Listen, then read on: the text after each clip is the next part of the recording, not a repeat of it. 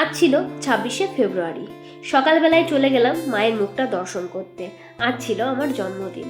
মায়ের পুজোটা দিয়ে সারা দিনটা তেমন একটা ভালো যায়নি, কিন্তু সন্ধ্যার সময় বাড়ি ফিরে দেখি আমার জন্য বেশ কিছু সারপ্রাইজ ওয়েট করে আছে। আমার দুই দিদি, ভাগ্নে, ভাগ্নি প্রত্যেকে আমার জন্য ওয়েট করে বসেছিল আমি কখন যাব, যাওয়ার পরে কেক কাটিং হবে।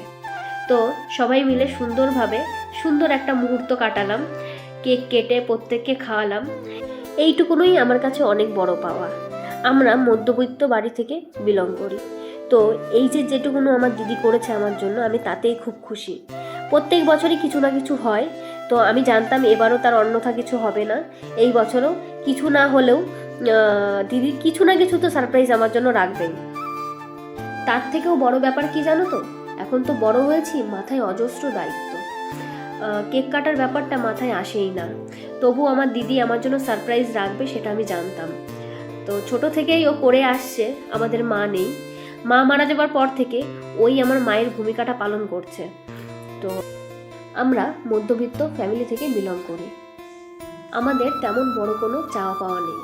এই ছোট্ট ছোট্ট জিনিসগুলোই আমরা খুব ভালোভাবে উপভোগ করি।